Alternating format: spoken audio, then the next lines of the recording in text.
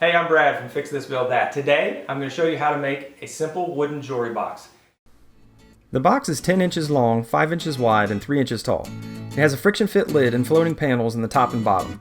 I do a lot of resawing in this video, but you don't have to do that. You can make this whole box with just a table saw and a planer. I had this really sweet piece of curly maple I wanted to use for this box. It's right about an inch thick, so I ripped it down to width, and then I took it over to the bandsaw. I resawed the board in half, and then I went to the drum sander and sanded the pieces to 3/8 of an inch thick after everything was said and done. I wanted a book matched look for the top, and I had a great piece of figured walnut just right for it. I planed the board flat on one side and took it to the bandsaw. I resawed the board to about 1/4 inch thick. You know, they call it book matching for a reason.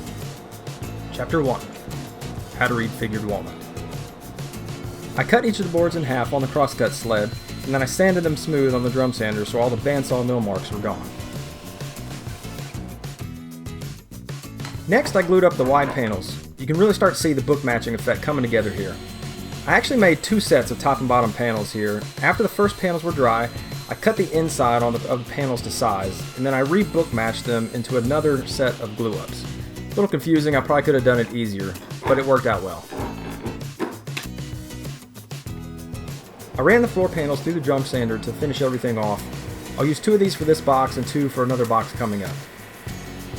The top and bottom panels fit into grooves that are cut into the sides of the box.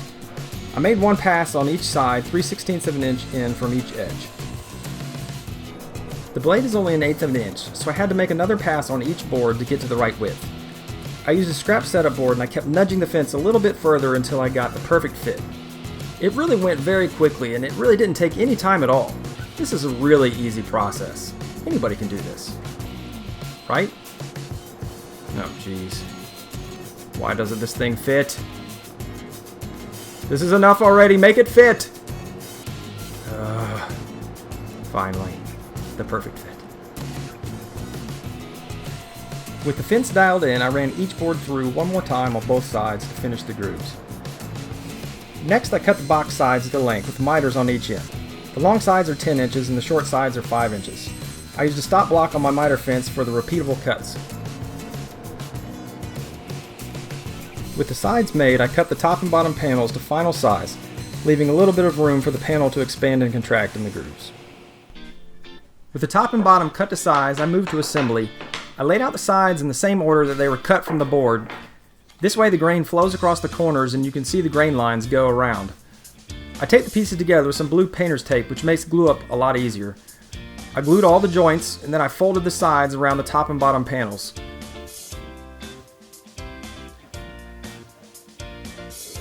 Then I taped the loose sides together and added some clamps.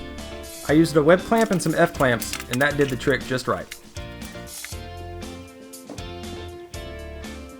After the box was dry, I sanded the sides to 220 grit. It's a lot easier to do this now than after you part the lid. And now, the moment of truth. I set my fence to 3/4 of an inch and raised the blade to 1/2 inch. I put some blue painter's tape around the corners to control any blowout, and I also used a scrap block for backup as well.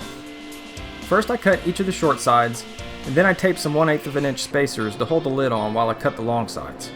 If you use this method, cut the spacers so that they won't contact the blade while you're cutting, or just tape the spacer further down as well. You can see mine kicked out there at the end of the cut. This is always the fun part. You take the top off and you can really start to see what the box is going to look like. I had quite a bit of burning from the cut, so I took it over to the drum sander and cleaned up the box and the lid with a few passes through. If you don't have a drum sander, you can also use a sheet of sandpaper and stick that down to your table saw or another flat surface and run the box over the top of it until everything is flat. Next, I cut the liners for the box. I resawed a few pieces of walnut to 1/4 inch rough, and then I took them over to the drum sander and flattened them to 3/16 of an inch each. I cut the liners to size so they would stick up 3/16 of an inch above the base to hold the lid once they're installed. I moved over to the crosscut sled and I cut each piece to fit. I started with the short ends, and then after those were installed, I cut the long pieces to match each side.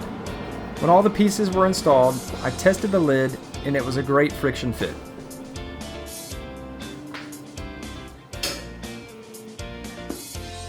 To install the liners, I coated the sides with glue and clamped each piece into place with various small clamps. Don't get glued too close to the top and bottom edges because you'll have squeeze out and you'll have to deal with that before you apply the finish. I went over everything with 220 grit paper before applying my finish. I used a simple shellac finish for the whole box, applying it with a rag. I did 6 coats of a 50% thin seal coat. It went on really nicely, although the walnut took a little bit to build up because it's so porous. Alright, that's going to do it for this video. If you enjoyed it, like it below. Tell me in the comments what you think about it and what you're going to do on your box. There's links down below to the full project post. I have detailed plans available there. You can subscribe below and you'll also see links to my website as well as my Patreon page if you'd like to support what I do.